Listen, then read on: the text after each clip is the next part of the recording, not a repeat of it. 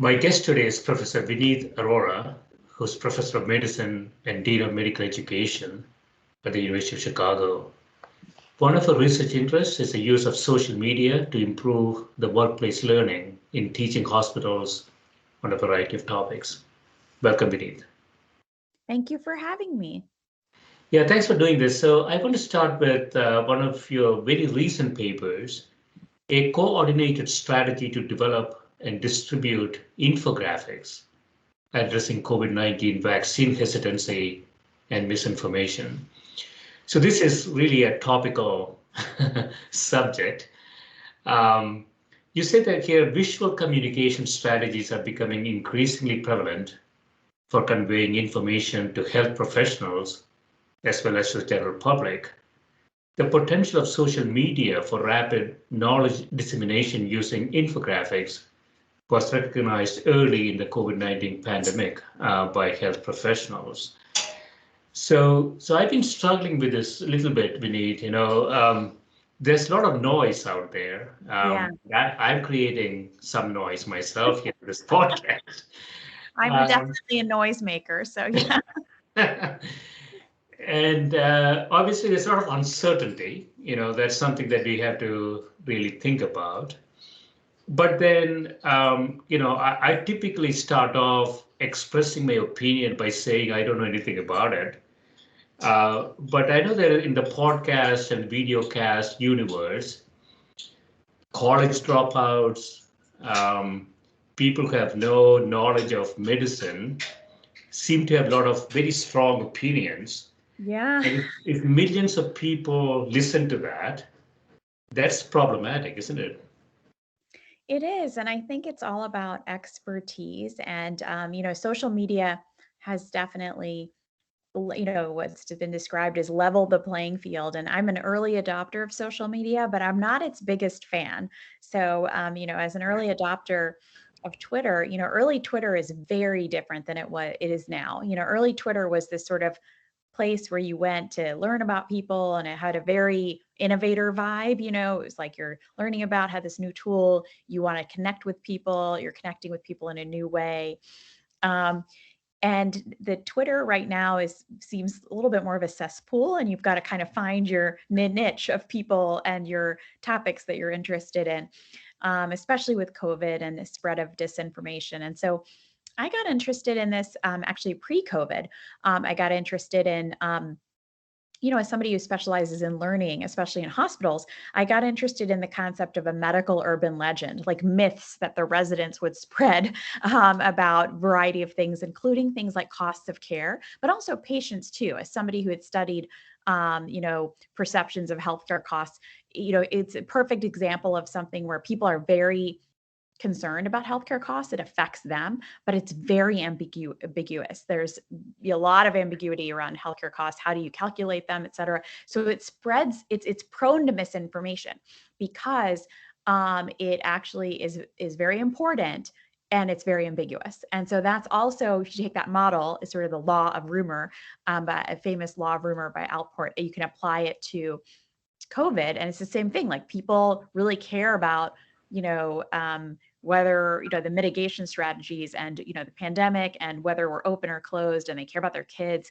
And so then, and the science is ambiguous, right? It's always changing. Do we mask? Do we not mask?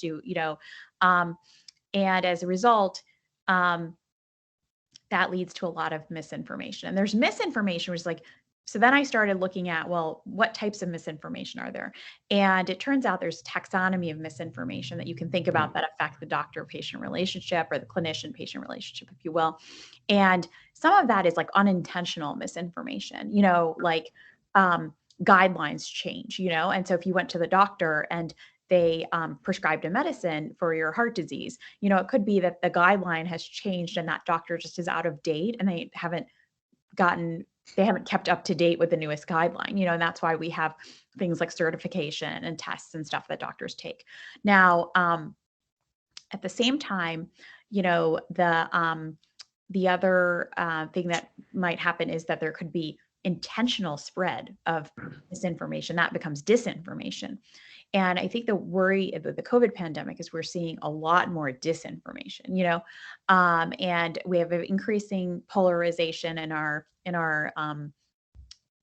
country that has really led to this, disinformation. And so I wanted to talk about it with you because obviously, you run a podcast around science, and making sense of scientific issues. And to me, this is one of the most important issues that we have, which is the pandemic will eventually, end, and we will be left with some, endemic, form of coronavirus. How that happens and the way in which that happens is subject to a great debate right now.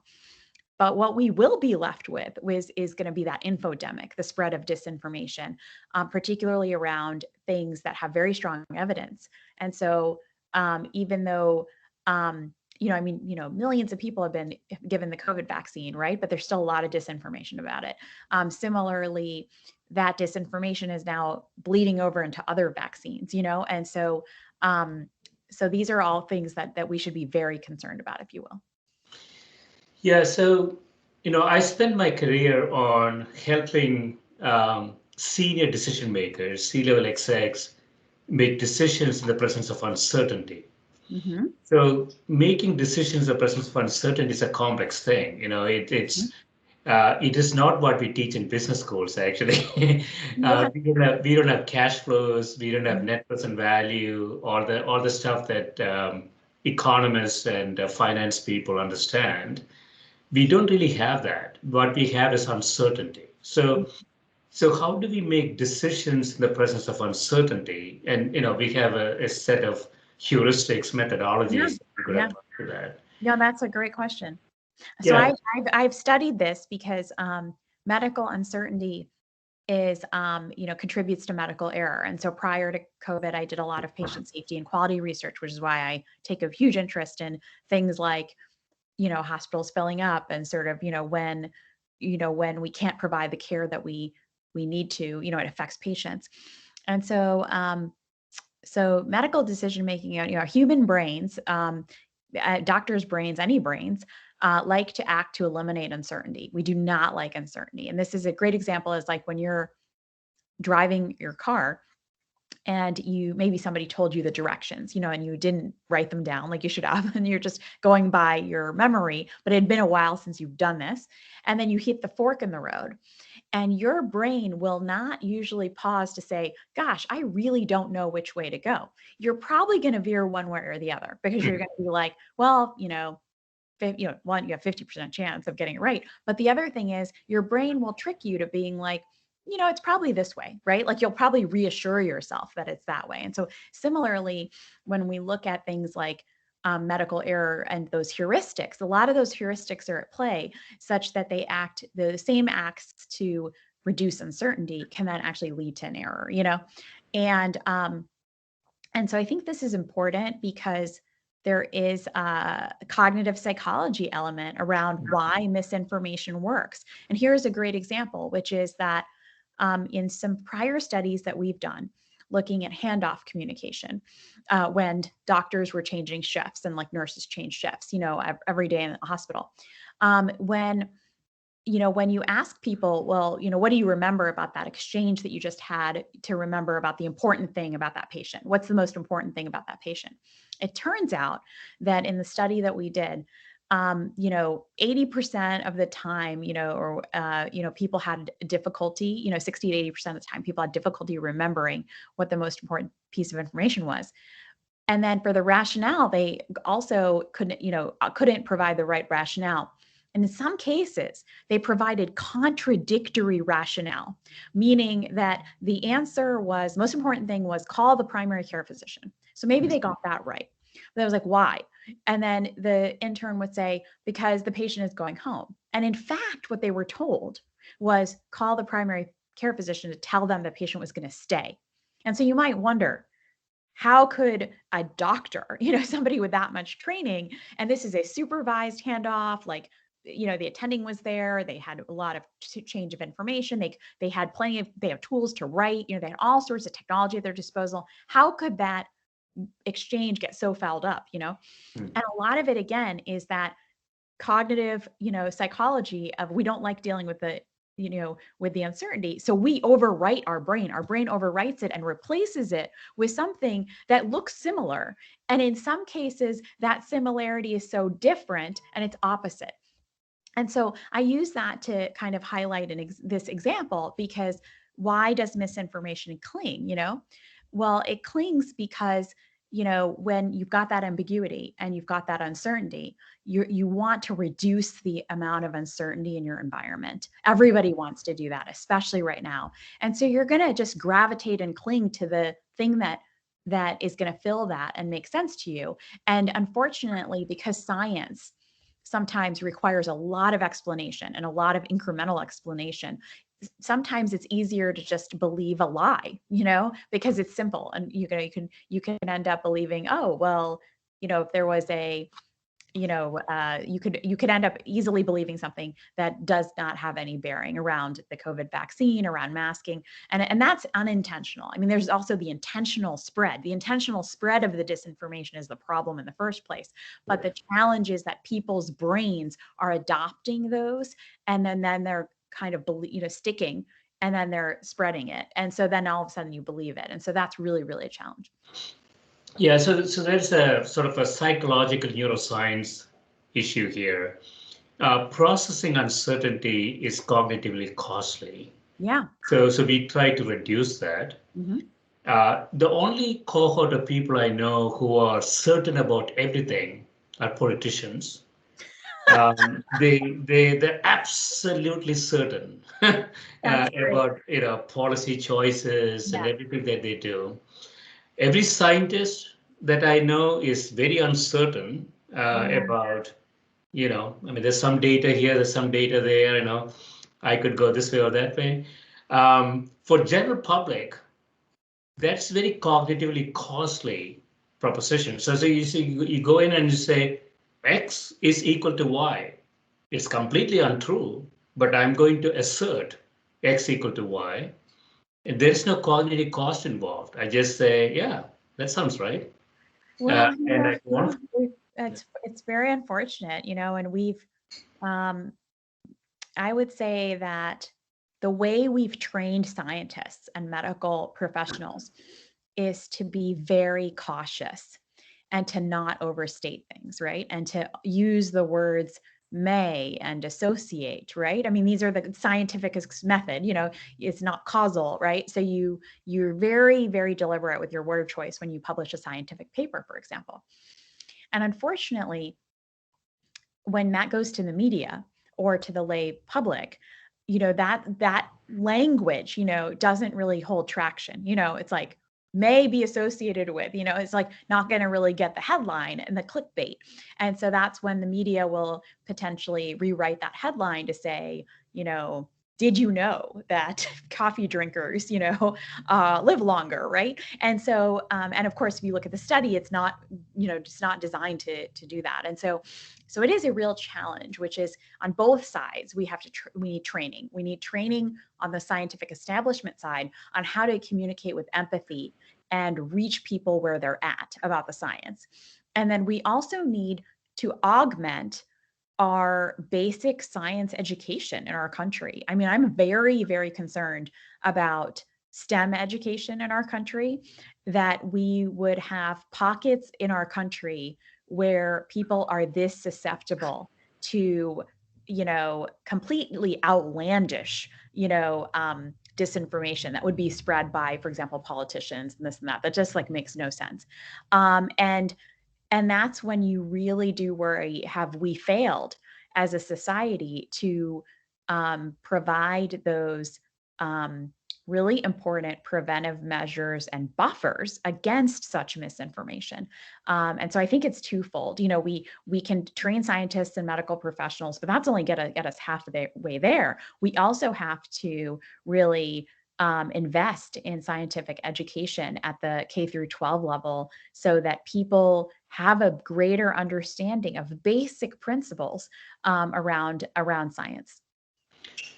Yeah, so I'm struggling with this a little bit, Vineet. So we have senators who graduated from Stanford, and I suppose Stanford is a good school, um, and and say things that are totally against science, totally Yeah. against common sense, right? Yeah. So I'm not sure if education is the issue. There's an incentive problem in Yeah. society. So we have podcasters, millions of people listen to them. Yeah. Well, They there's a come. lot of dark money, there is a lot of, there's money here, and I think people don't realize that you can create a business. You can self-fund yourself, spreading disinformation and growing your platform to do that. And there are also business interests, right? I mean, there's very, very, there's very important conflicts of interest that people have that relate to preventing public health from taking hold. And this is not new. This is certainly not new. The climate science industry has been on the forefront of this for years, right? I mean, because at the root of the issue with climate science is really, what are our emissions and how are we going to control carbon, our carbon emissions? And then you can think about entire industries and swaths of people with a lot of money and a lot of conflict and a lot of stake to basically spread the myth that climate change is a hoax so that we continue our dependence on doing those same old practices that would lead to carbon emissions. So now you can apply that model to the pandemic, right? You can apply that model to, well, of course there are consequences for public health interventions, and we should be debating them and really looking at them very closely, but there are also conflicts of interest that need to be factored in, and so I think those are really, really important points. Yeah, I mean, it's a complex set of conflicts of interest. I used to work for a large pharmaceutical company, and mRNA vaccines Yeah. is a big business now Yeah. for pharmaceutical companies. Yeah. And increasingly we are finding that mRNA vaccine platforms are not going to be sufficiently robust to take care of the pandemic. And so, I mean, we have sort of an economic um, conflict issue.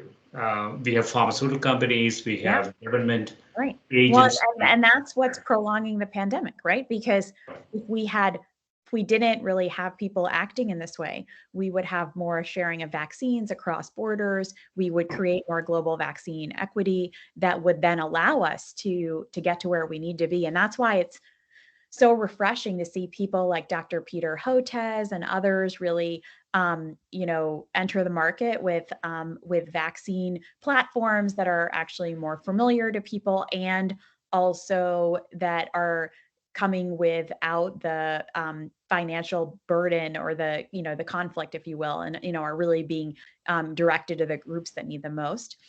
I think that a lot of that, I think that there are things on both sides that have gone into diminished trust of the American people, but really of the world. I mean, why should people trust us? We have not been playing by good rules, and so I do think that unfortunately we're in an incredibly polarized environment, and how we got here. It's like worth discussing how we got here.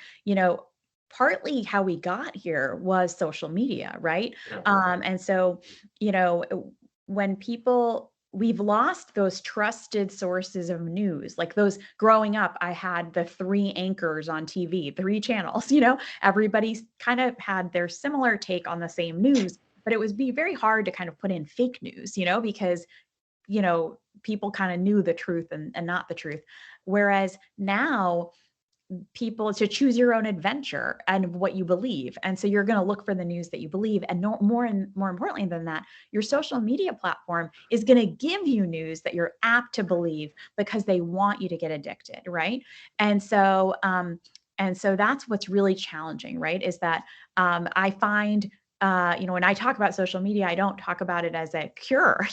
I say the reason to be there is because everyone else is there, and we've got to enter we've got to use the platform. Clinicians, health professionals, scientists should learn to use the platform to spread good information and also spread information in a way that really elevates that conversation, if you will.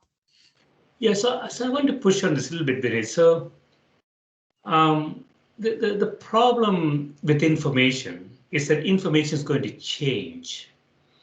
So in science, we are very familiar with information changing. Yeah. We can reject or accept a hypothesis, and next day we can, take in new information and redo that. The public is not really familiar with that concept, right? So I want to go into, so the Pritzker University of Chicago Medical School students take on misinformation through infographics Yeah. employed to build trust in COVID-19 vaccines. I struggled with this little bit because for a general public, X is always equal to Y. It doesn't say X could be Y prime or Y double prime ever. That seems like an unacceptable outcome. So how do Yeah. you Well, tackle so that? Yeah. so here's what I would say, which is that making sense of the science is a science, so there is a whole field around scientific communication that we should not ignore, and this is really critical for policy agencies like the CDC and others to factor in, that know that they're going to need to pivot and that frequent pivots aren't going to need to be made. And even in my role as dean, I'm often telling the students, I it's like the weatherman, right? Like with X% certainty, you can predict there's going to snow, but you might not know how much it's going to snow is going to be there and how many hours it's going to snow. We accept that level of uncertainty from our weathermen.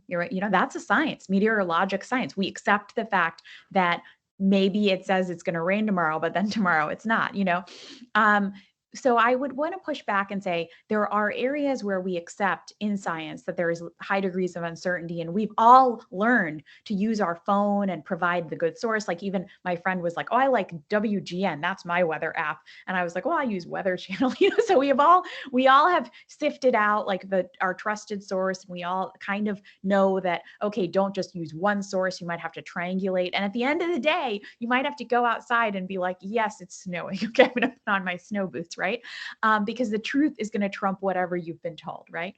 Right. So we have an example there of where the forecast changes daily and we change with it, daily. We change with it every day. I'm like, okay, how do I dress my daughter? How do I tell her to wear, do I put the gloves on or not?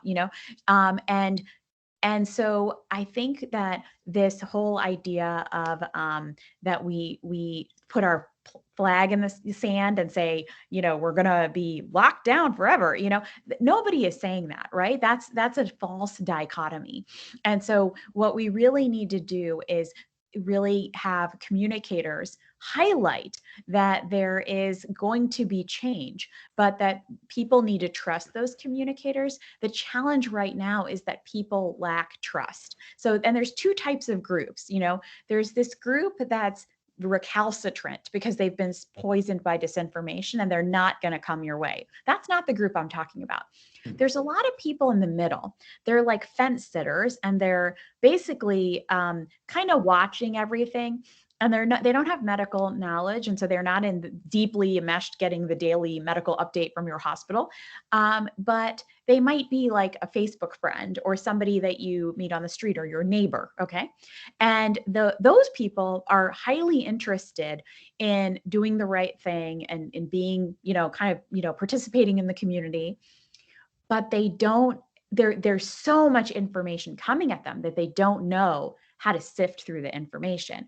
And they also are looking for trusted sources of information. And that's where I think, at least in terms of what I've started to do here in Illinois with our students and with faculty and with health professionals all over, is sort of think, well, how can we provide people including clinicians. Because a great example is people ask clinicians all the time questions about the vaccine, and they're like, I don't know the answer, but will that make me, I don't want to say anything. I don't want to say I don't know because I'm worried that that person won't get vaccinated. When in fact, it's okay, and go look it up. And so a lot of times what we're trying to do is package the information in an accessible way, because the package insert is never going to be sufficient. Nobody's going to read the package insert.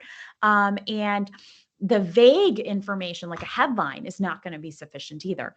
But if you can get information, the people aren't going to go to the scientific paper. How do you take the scientific paper, the package insert, and use methods of health literacy to really reach people where they're at, so they can use pictures and text to say, okay, I can process this information and this makes sense to me and I can get behind this. And yes, I can now understand that, that there isn't a major risk if I get the COVID vaccine, and that getting COVID is much riskier than getting the COVID vaccine given my age or my disability or this or that.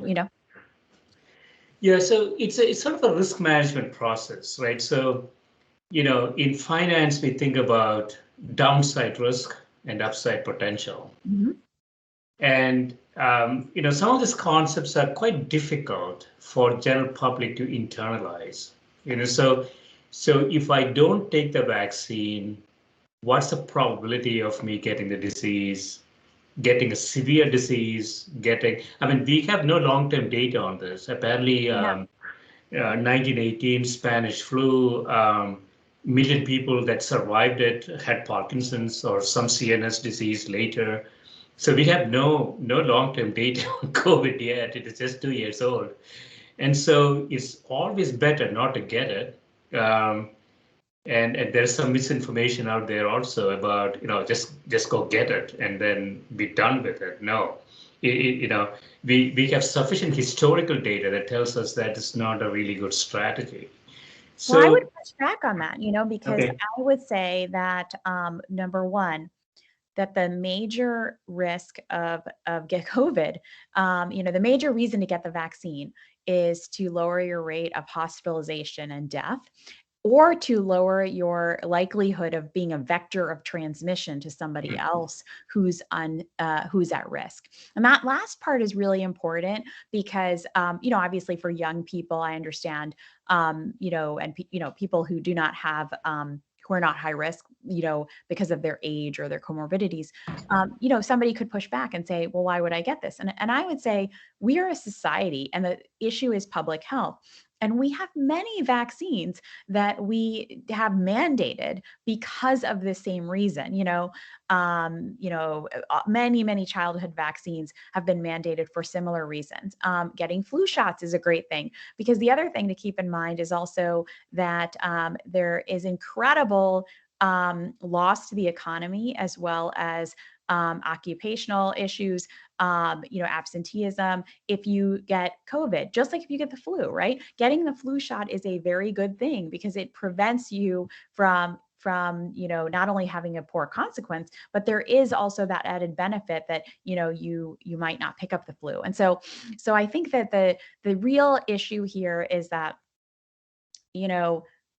there is a lot of I understand people are going to be cautious. I can understand people being cautious. And I know many people waited, and they were like, okay, I'm going to wait.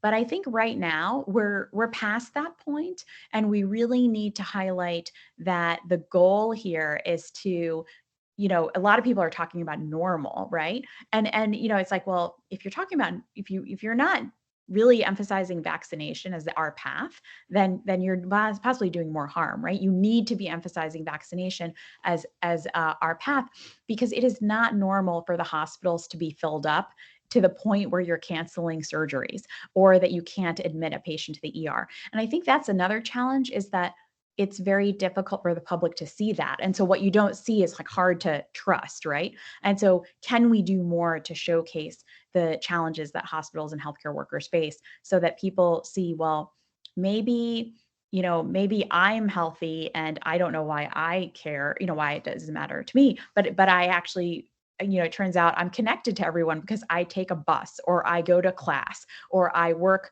with people who have family members at home that are immunocompromised. And so I think the key is that a lot of people in our society, this is a cultural issue, right? We tend to be a more self-centered society, I believe, than many other countries where there is more multi-generational homes, more understanding that you're going to look out for each other, more neighborhood cohesion and that fabric. And so I think that's where I recently saw a paper that the biggest predictors of vaccination were really around trust. If your people trusted the government, as well as sort of your outlook towards helping others, right? And so now if you look at those two, right, we are failing, right? People are not trusting the government. They're not trusting anyone right now. And we're not really, it's not enough to say, I'm going to help others. And so of course we're in this mess. And so we really need to figure out how to reach people where they are. And this is a very, very tough problem. And so that's why I want to say, I don't think that training alone is going to be sufficient, as you mentioned. But these are just things to invest in that are really important for long-term preparedness to really guard against the long-term issues. I do think there is a place this is why there's a place for things like mandates to come in to raise those rates, for other carrots and sticks to get people across the finish line to get vaccinated. So I think those are just very, very important things. I mean, we have done this before. It's not like we didn't do it with polio or with, Right. MMR, right? And it's not like it was easy. The Spanish flu, resolving the Spanish flu was not easy at all. The last surges actually took more lives, and so, this whole idea that it's going to be one and done and everything's going to be great is just, kind of a fantasy land. And really what we need to do right now is go back to our tools, use the time that we have to get more people vaccinated. And we need to align on that. And so that's really, really important. And so again, and that's where I also think empowering people to be those trusted messengers in their communities is really critical. So how can health professionals partner with other people in the community, church leaders, others, to be those trusted messengers, the moms at the PTA, the school, people at the school, other public good areas where people can really highlight the importance of this for others. So let me ask you this, I sometimes think of this sort of an anecdotal cliff. So we have 8 billion people. So I can think of 7 billion around the world. I can think about 200 million people in the US. They say, Nancy didn't get vaccinated and got COVID. She was perfectly fine. And Joe got vaccinated and had a severe disease. Yeah. So it is anecdotal data Yeah. that ultimately filters into the general public. Well, that's all our life experience is a series of anecdotes, Right. right? But that's why it's important to really invest in that scientific communication, but also the transparency. So, one thing that I've loved seeing that hospitals have been doing, including my own, is creating infographics to say, of all the people that are hospitalized, during the surge, 80 to 90% of them are unvaccinated, so that people could understand that not being vaccinated was the risk factor. That was the major risk factor. And it provided transparency, because if your local hospital was saying that, right, and then you saw that on your local news, or you follow your local hospital, or your doctor showed you that infographic, right, or your nurse, people, even though we have a crisis of trust, nurses are still the top most trusted profession for 20 years in a row, with doctors second, right? Pharmacists are fourth. So it's not like the healthcare professions don't have any people. It's not like people don't trust their own healthcare professional that they know. And so that's where leveraging those personal relationships is really, really important as well. And I know many, many people who have been vaccinated. We don't talk about the successes, but because you don't see them, right? Many, many people have gotten vaccinated, and many, many, many more people have gotten vaccinated who don't end up in the hospital and who don't end up dead, right? And so you have to really highlight those stories as well, so people understand how good the vaccine is and how safe it is, because it does not have, the side effect profile is fairly minimal. And so we have a lot of data now. And so I think that's where it's really, really important to, to again, answer people's questions openly and honestly, not to lead with empathy. So not to shame them, give them a platform to ask those questions. And, one doctor who I respect a lot, who's done an amazing job at this, is Dr. Kimberly Manning from Emory. And she's written about sort of how to really create that sort of space, that safe space for people to ask questions. And she describes that many people have talked to her and then are still unsure, but then 2 weeks later they go get vaccinated. And I've had that same experience too, and I've actually still reached out to people and said, hey, why haven't you gotten a booster? And the answer is like, oh, I haven't had time to take time off of work, So I think there still is access issues that we need to address. And so I think people are very quick to lump all of the unvaccinated into a category of non-science believers, Right. when in fact it's really a hodgepodge. And another pediatrician who's really been doing amazing work, Dr. Rhea Boyd, has talked about how it's not the monolith of the unvaccinated, but really everyone has a different story, and it's just about reaching them, and making sure we make those connections. And similarly, I think that's very true with parents and kids. I can understand as a parent to small children, and even, I was breastfeeding at the time the vaccine for healthcare workers came out. I did my research. I didn't just like launch in to be like, I'm going to get a vaccine, because I knew that pregnant women and breastfeeding women were not, and pregnant and breastfeeding people were not included in those trials.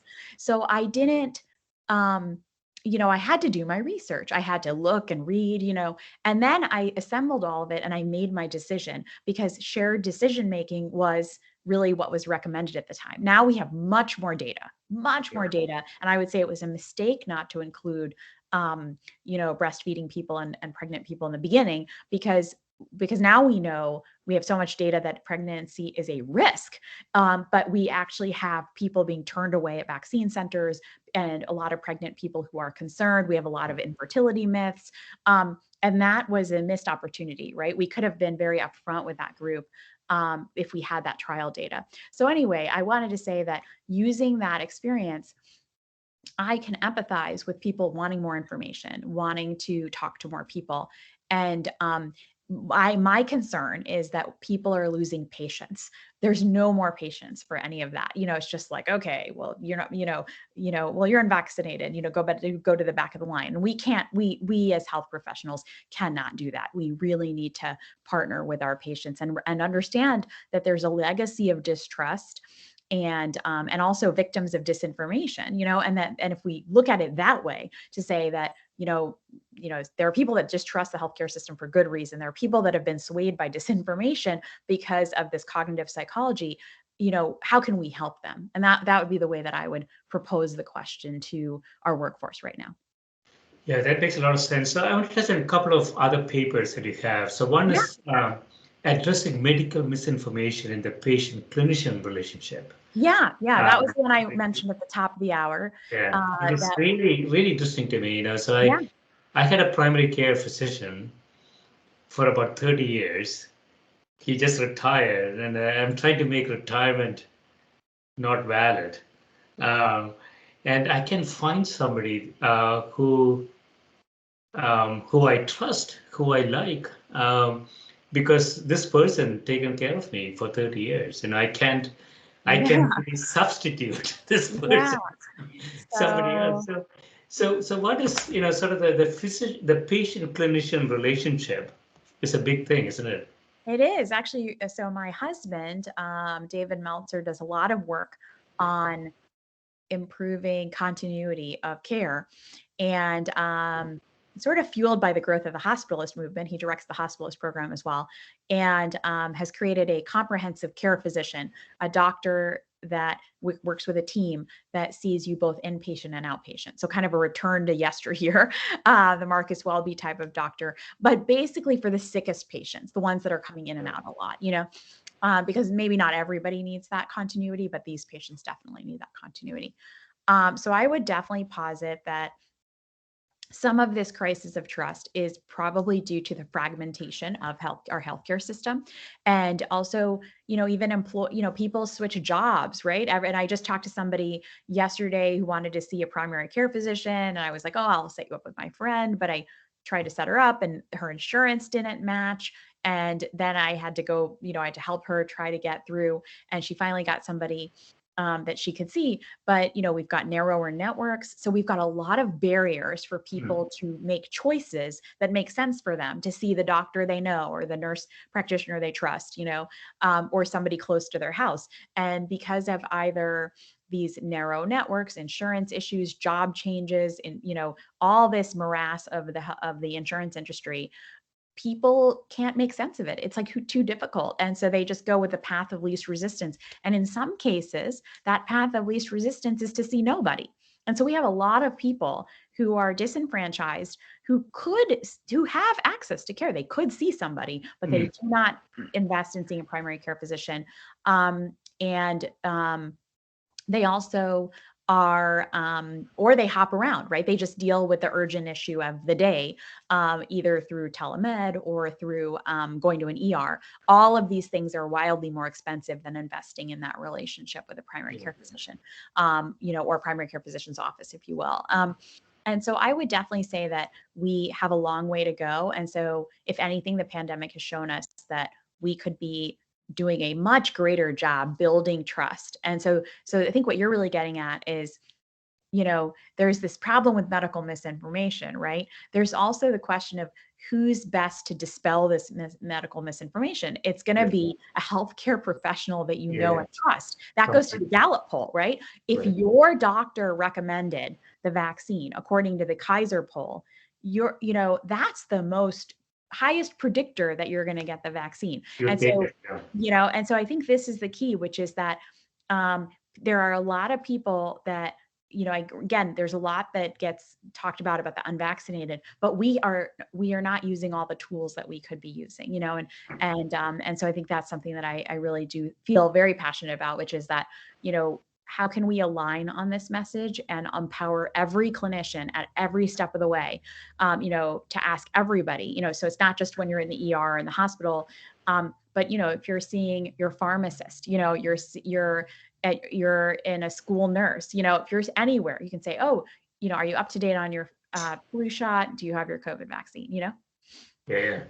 So I want to finish up with another paper, prevalence of personal attacks and sexual harassment of physicians on social media. This is not something I was aware of. So this is particularly sort of personal for me. I have a daughter going through residency match process. Well, I was going to say congratulations, but I should say condolences until match day, because it's a very stressful process. So good luck. It's completely stressful for everybody. And so you say women are more likely than men to report being harassed online and are more than twice as likely to experience online sexual harassment. That makes good sense to me. That sounds right. So despite broad adoption of social media by medical professionals, there is limited information about physicians' experiences with harassment on social media. So this is not something that I was aware of, I have to say, Vineet. I wasn't really aware of this. So where are we on this thing? Actually, I do want to highlight, this is a very interesting study, because this study was actually conducted pre-pandemic, as was the misinformation piece that we wrote about patient-clinician relationship. That was written pre-pandemic. And then we realized in the pandemic, we had this data, the misinformation piece had been accepted already. And so, we were like, it was sort of like timely when it came out. But the interesting piece was we had collected this data, it sort of sat on the shelf. And then in the middle of the pandemic, we'd worked with a med student and other faculty. We were watching these attacks in real time. And we had this data, and I was like, guys, we got to analyze this and get this out. And because we realized that we had the data and we hadn't really, because everyone got sidetracked with the pandemic, we hadn't, when we had a little bit of a breather, we went back to the data and analyzed it really quick and saw these rates. And so it was 1 out of 4 physicians reported being attacked. And this was before the vaccines came out. This is before COVID vaccines came out. This article came out January 3rd of of 2021. So it's about a year ago. And I remember this because it was right around the vaccine. It was before the vaccine was made public and healthcare workers were getting the vaccine. And the most common reason for being attacked was advocacy around vaccines. Again, pre-pandemic data. So we knew we had this like sinking feeling like healthcare professionals are getting the vaccine first. We've been told to post on social media and, talk about how great it is and the fact that we're like going first so that this is something we can do for our community. And we had the data to know that people were going to be attacked, and they weren't just attacked for vaccines. In our study, they were attacked for gun violence, for reproductive health, a variety of other issues. But the top one was vaccines. And that really stuck out to me because of the timing of our article and where we were at the time. And then also because this is an underestimate. So now if you look 2 years into the pandemic, there's been a Nature article that's come out, more of a poll to show that, many physicians and scientists report being attacked for COVID. So we're planning on doing a repeat with this lens around during the pandemic, have you been attacked? And we believe it's going to be incredibly high. It'll be a lot higher. And the major problem for that is that when people get attacked or harassed, the normal, human response is to retreat. That's just how it goes, right? And this is no different from being attacked online versus being attacked at your school or your kid's school, right? Your kid is going to withdraw. You're going to withdraw. You're going to remove yourself from the situation. So when we think about women in particular who are removing themselves from the situation, it leads to this concern that we're going to lose voices and we're going to lose them inequitably of health professionals who are vaccine advocates trying to put out good information, but those voices are going to leave. And so attacks work. And that's the thing. When in the Nature follow-up, when they asked scientists, after, if you've been attacked, are you less likely to go on media? The answer was yes. And so then all of a sudden, again, the attacks work. Like if you attack and troll people, they're not going to want to go into the media and talk about anything. And so then you worry that that's another way that disinformation spreads unchecked. And the reason that's important is because the Surgeon General has declared misinformation a public health crisis this year. And in the report, it says health professionals and healthcare institutions should use technology platforms like social media to address misinformation.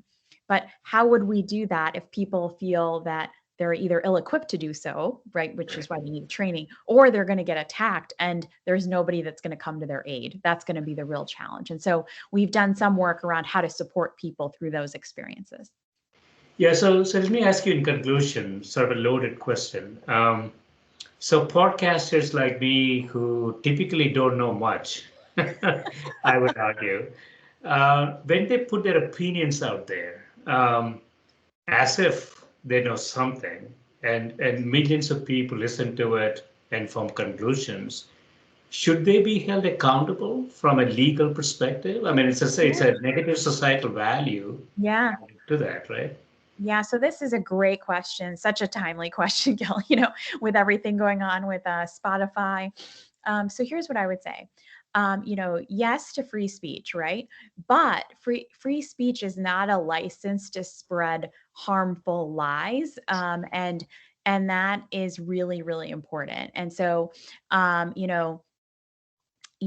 there's this very, there's clearly a line. And so at the moment that you're really, spreading complete lies and garbage about health misinformation that's hurting people, and that's contributing to deaths, I think that there does need to be some accountability. And remember that unlike, unlike, Spotify is a private company, right? I mean, these are private entities, so I happen to be at a private university, right?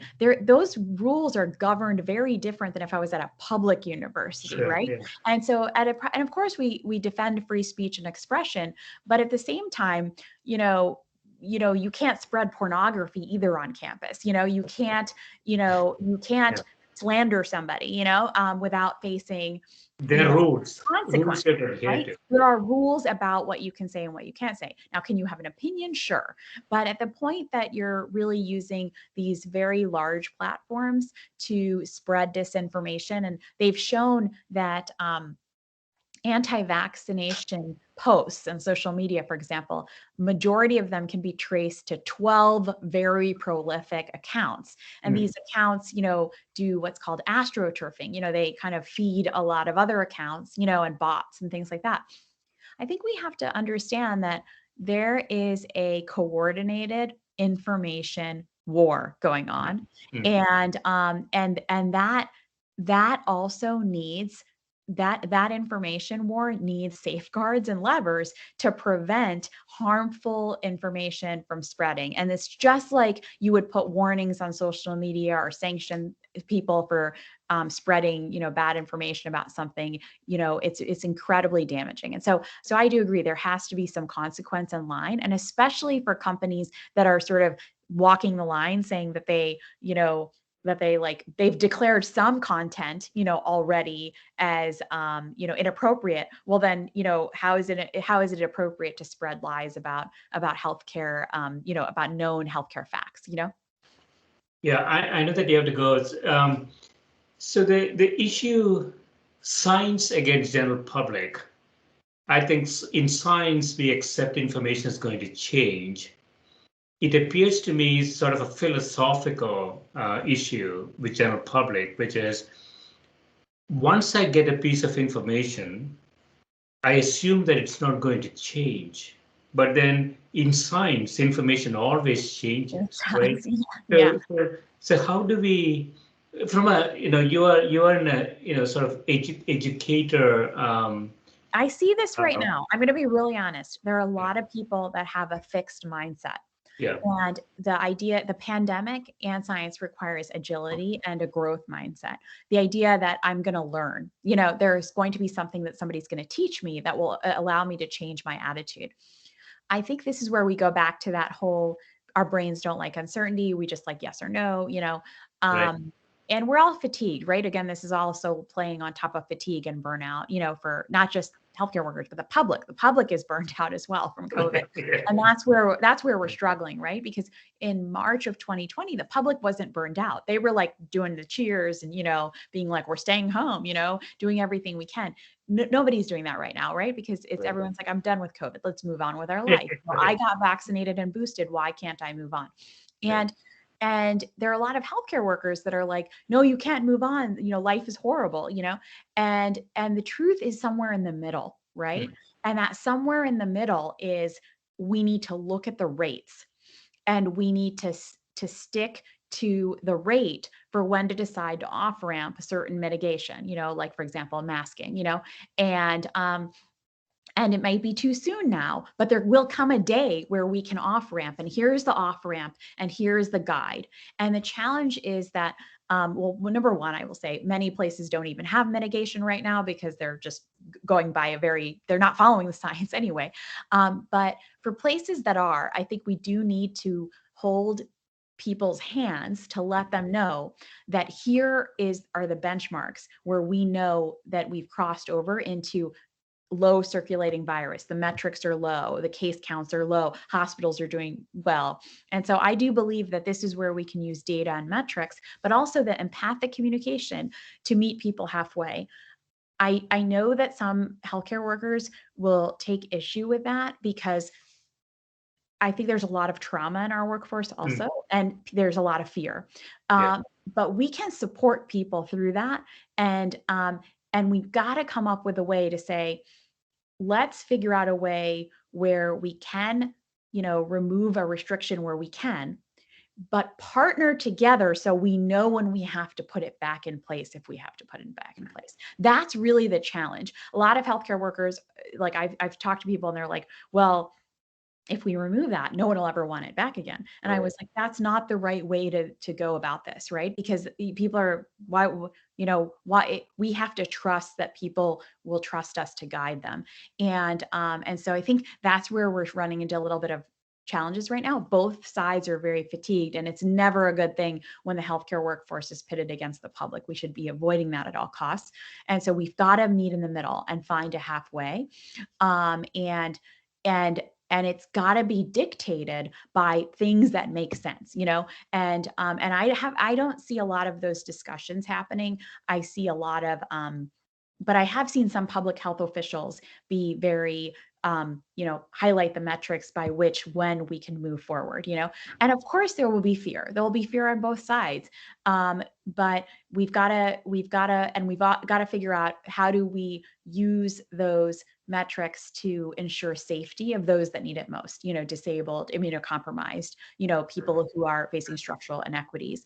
But we also can't be in a we're not going to be in this stage forever. And that's where I go back to this other thing, which is vaccination rate is an important metric, right? So I do want to highlight that many times people are looking at cases, and I'm going to say, have we vaccinated enough people so we won't get into the problem that we had before? We see other countries that have vaccinated a lot of people, much more people than we have, with that trust.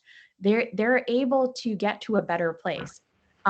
We have not been. And so we have to get to the root of the problem. The root of the problem is not the mitigation. The root of the problem is that we don't have enough vaccination. That is really, really the key. Yeah, so perhaps Vineet, you can come back, and I would love to have sort of a global policy sort of a debate. But I think we ran out of time today. No worries. Well, it's a lot to go into. So excellent. Yeah, thanks so much for spending time with me. okay, Really thank enjoyed it. you. Yep, great. Thank you. Thank you.